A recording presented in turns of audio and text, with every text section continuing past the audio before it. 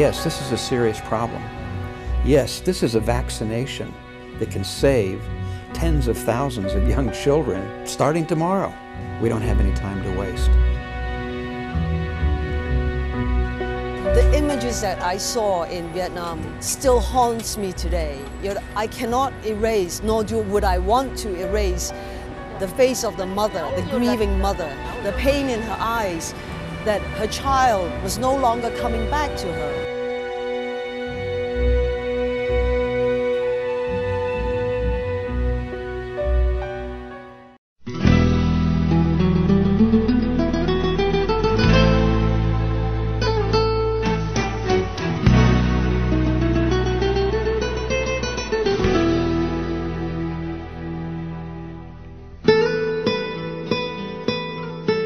The transportation situation in Vietnam is it's unbelievable.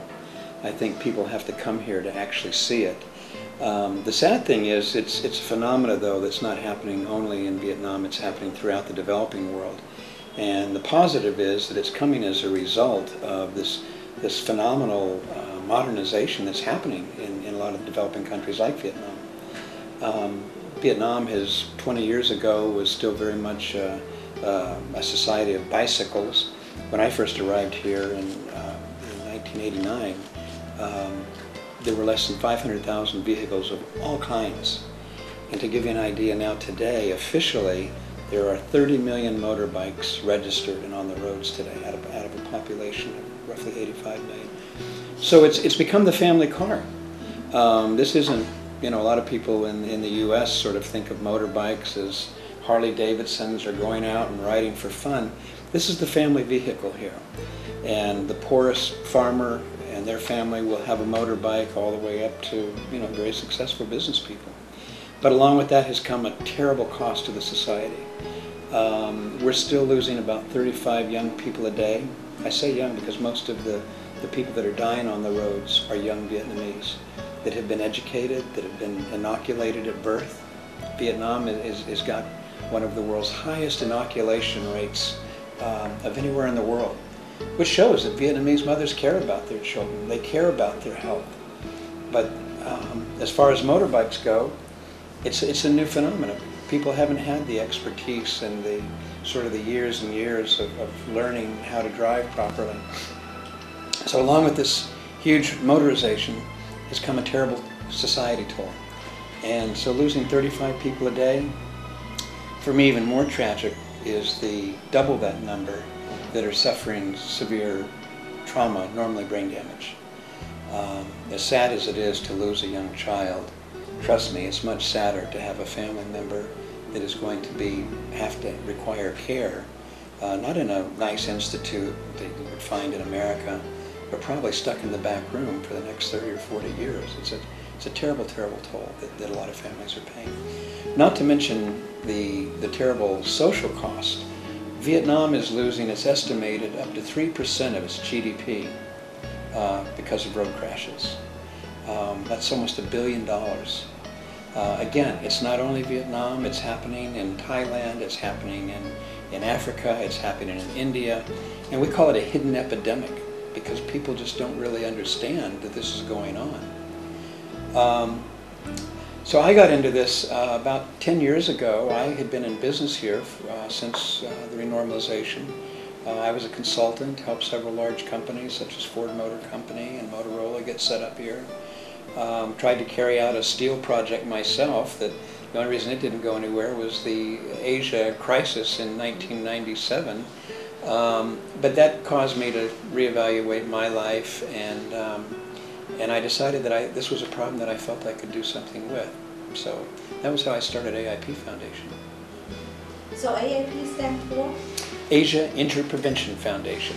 Okay. And it's exactly what it says. We're trying to prevent injuries, although originally the intent was to try to stop a lot of different types of injuries, which you have in Vietnam, but it's just too much. So I decided to focus only on the road safety and more specifically on helmets, and especially on children's health.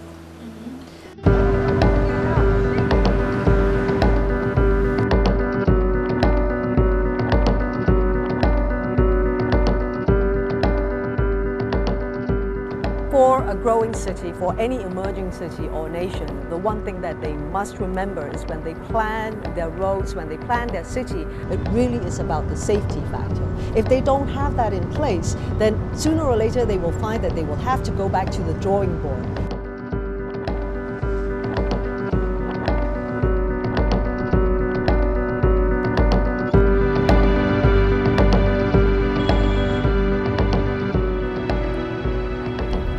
Whether we are in the car, on the motorbikes, as a pedestrian, this is our world. The roads are for us. It is not there to kill us. It is not there to injure us.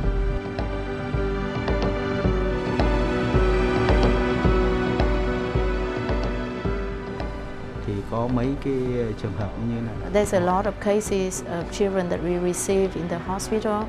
There's a lot of cases that the children die on the way to the hospital. So most of the case, if that is head injury and brain injury, there's no chance for the babies to survive.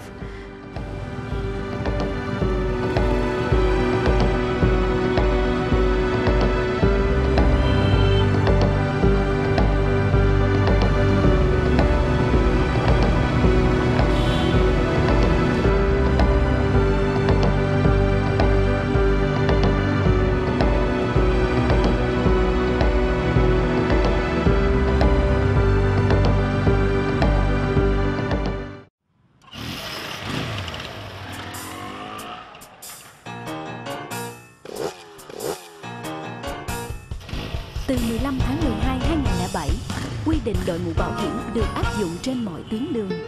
That was one of the most amazing things that has ever happened in my life, because I fought for almost 8 years up until that point to try to get the mandatory helmet wearing in place.